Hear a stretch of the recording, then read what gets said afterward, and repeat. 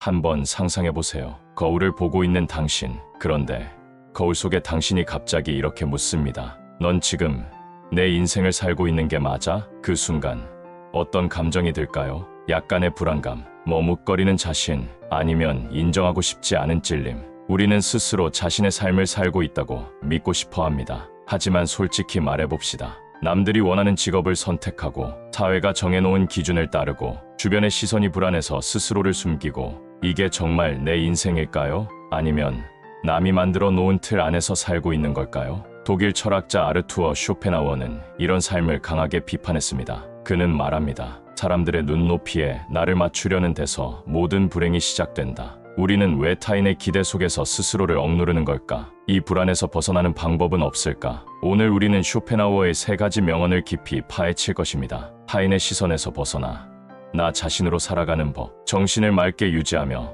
삶의 질을 높이는 방법, 말의 힘을 이해하고 더 지혜로운 대화를 나누는 기술. 이 명언들을 이해하고 나면 그냥 좋은 말로 넘길 수 없습니다. 왜냐하면 그 순간부터 당신의 삶을 바라보는 방식이 완전히 달라질 것이기 때문입니다. 자, 이제 첫 번째 명언부터 시작해 볼까요? 왜 우리는 타인의 시선에 갇히는가? 당신이 멋진 옷을 입고 거리를 걸어가고 있다고 상상해 보세요. 그런데 지나가는 사람들이 한두 번씩 당신을 쳐다봅니다. 그 순간 머릿속에서 이런 생각이 스쳐 지나가죠. 뭐지?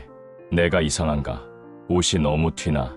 사람들이 나를 이상하게 보는 건 아닐까? 이제 현실로 돌아와 봅시다. 이 경험 한 번이라도 해본 적 있지 않나요? 우리는 스스로 독립적인 개인이라고 믿지만 사실은 타인의 시선을 거울처럼 반사하며 살아갑니다. 남들이 인정해주는 삶이 성공한 삶 아닐까? 평균에서 벗어나면 위험하지 않을까? 사람들이 비웃으면 어떡하지? 그리고 바로 여기서 쇼펜하우어가 말한 불행의 시작이 찾아옵니다. 남들에게 맞춰 살수록 진짜 나의 목소리는 점점 희미해지고 결국 나는 사라지고 남이 만든 나만 남게 되는 것입니다. 심리학적 분석. 왜 우리는 남의 시선을 신경 쓸까? 우리가 이렇게 타인의 눈치를 보는 이유는 우리 뇌의 생존 본능과 연결되어 있습니다. 편승 효과. 다수가 하는 행동을 무조건 따라야 안전하다는 심리적 본능. 다들 안정적인 직장을 원하니까 나도 그래야겠지. 현상 유지 편향. 변화를 두려워하고 익숙한 것에 머물려는 심리. 사람들이 다 이렇게 사는데 내가 굳이 다르게 살 필요가 있을까? 이것은 우리의 생존 본능이 과거 환경에서 만들어진 구식 소프트웨어처럼 작동하는 결과입니다. 문제는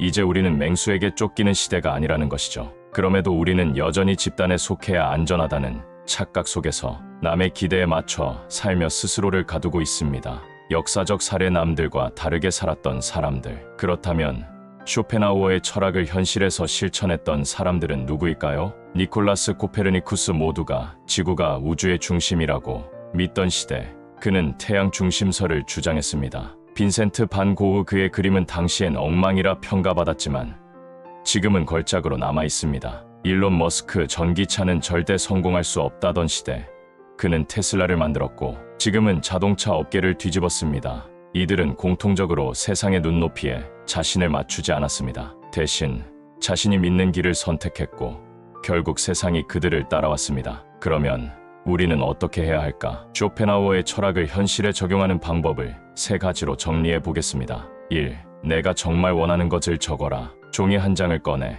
내가 원하는 삶을 적어보세요. 단, 사회가 원하는 것 말고 내가 진짜 원하는 것이어야 합니다. 이 다수의 의견을 무조건 신뢰하지 마라. 지금의 상식이 10년 후에도 상식일까요? 예전에는 사람들이 스마트폰이 불필요하다고 했지만 지금은 필수품이 된 것처럼 말이죠. 3. 나 자신에게 당당해져라. 쇼펜하우어는 말합니다. 내가 나를 부끄러워하지 않는다면 사람들도 나를 부끄러워하지 않게 될 것이다. 진짜 중요한 것은 내가 나를 어떻게 보느냐입니다. 타인이 뭐라고 하든 내가 내 길을 가겠다고 결심하는 순간 세상의 태도도 바뀌게 됩니다. 이제 선택은 당신에게 달려있다. 결국 우리는 2가지 길 중 하나를 선택해야 합니다. 남들이 원하는 대로 살며 불행을 감수할 것인가? 나 자신으로 살며 진짜 인생을 살 것인가? 쇼펜하우어의 이 명언은 단순한 조언이 아닙니다. 이것은 우리가 지금 당장 내릴 수 있는 선택입니다. 이제 당신은 어떤 선택을 할 건가요?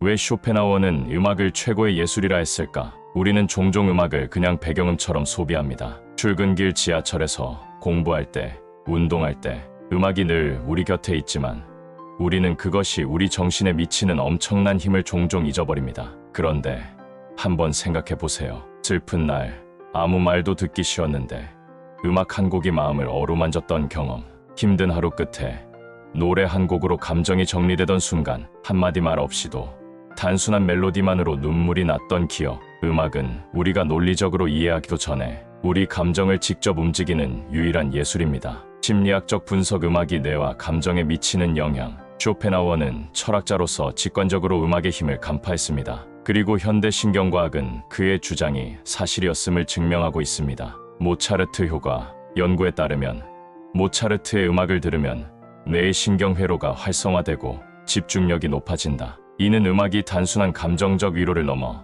실제로 인간의 사고 능력까지 변화시킬 수 있음을 의미합니다. 도파민과 세로토닌 증가. 좋아하는 음악을 들으면 뇌에서 도파민 행복감과 세로토닌 안정감이 증가합니다. 이는 우리가 왜 스트레스 받을 때 음악을 찾게 되는지, 그리고 왜 음악이 정신의 목욕이 될 수 있는지 설명해 줍니다. 감정 조절 기능. 음악은 뇌의 편도체 감정을 담당하는 부분과 직접 연결되어 있습니다. 즉, 음악을 들으면 우리는 스스로도 모르게 감정이 변화하게 됩니다. 역사적 사례. 음악이 인생을 바꾼 사람들. 음악은 단순한 예술이 아닙니다. 어떤 사람들에게는 삶을 구하는 힘이 되기도 합니다. 베토벤 청력을 잃은 후에도 작곡을 계속했고 오히려 더 강렬한 감정을 담은 음악을 만들어냈습니다. 밥 말리. 그의 노래는 단순한 멜로디가 아니라 음악을 통한 혁명이었습니다. 그는 음악으로 세상을 바꿨습니다. 니체는 삶이 음악 없이는 실수였다라고 말했습니다. 이들은 모두 음악을 단순한 소리가 아니라 삶을 변화시키는 강력한 힘으로 사용했습니다. 그렇다면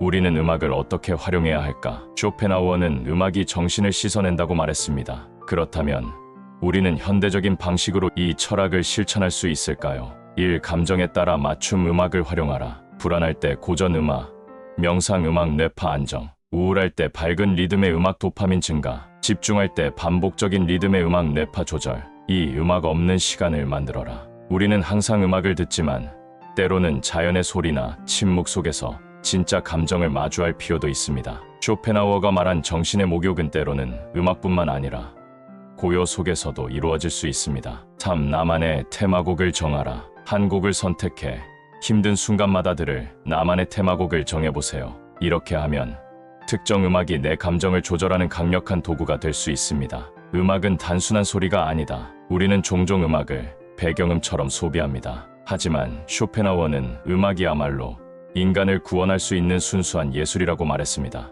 음악을 들으며 감정을 씻어내는 것, 내가 듣는 음악이 내 삶을 어떻게 바꾸는지 이해하는 것, 음악을 통해 정신의 목욕을 실천하는 것. 이제 당신은 음악을 어떻게 활용할 것인가요? 왜 감정적으로 말하면 논리가 무너질까? 한번 떠올려 보세요. 논쟁 중에 순간적으로 화가 나서 내뱉은 말이 후회로 돌아온 적, 차분히 이야기했으면 해결될 일을 감정적으로 대응해서 더 꼬아버린 경험, 이기려고 했던 말싸움에서 결국 감정적으로 무너져버린 순간. 우리는 종종 이렇게 말합니다. 그때는 너무 감정이 격해서 무슨 말을 했는지도 모르겠어. 쇼펜하우어는 이것을 간파했습니다. 그는 말합니다. 격한 어조로 말하지 말라. 그것은 언제나 비이성적인 말을 동반한다. 왜 그럴까요? 왜 우리는 화가 나면 논리적인 사고를 유지할 수 없을까요? 심리학적 분석. 감정이 이성을 압도하는 이유. 이것은 단순한 마음가짐의 문제가 아닙니다. 우리 뇌의 구조 자체가 그렇게 설계되어 있기 때문입니다. 편도체 하이제킹.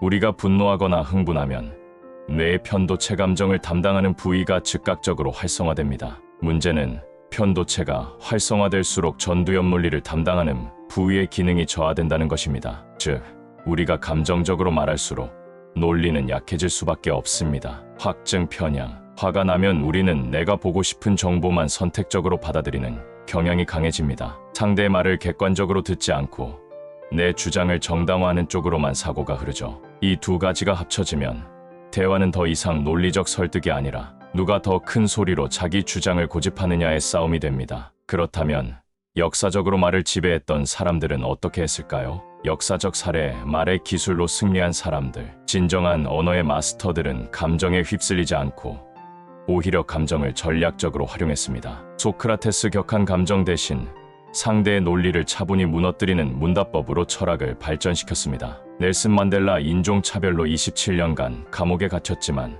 분노 대신 침착한 어조로 세계를 설득하며 남아프리카 공화국을 변화시켰습니다. 워런 버핏, 그는 감정적으로 대응하는 사람은 결코 좋은 협상가가 될 수 없다고 말하며 냉정한 판단력을 가장 중요한 덕목으로 꼽습니다. 이들은 모두 감정을 다스리고 말의 힘을 제대로 활용하는 법을 알았던 사람들입니다. 그렇다면 우리는 어떻게 해야 할까? 쇼펜하우어의 이 명언을 현실에서 적용하는 방법을 세 가지로 정리해 보겠습니다. 1. 3초 법칙을 활용하라. 격한 감정이 들 때 3초만 기다리고 말하는 습관을 들이세요. 이 짧은 순간이 감정과 논리를 분리하는데 엄청난 차이를 만듭니다. 2. 질문형 대화법을 연습하라. 상대가 공격적으로 말할 때 똑같이 맞받아치는 대신 질문을 던지는 것이 효과적입니다. 예, 당신 말이 틀렸어요.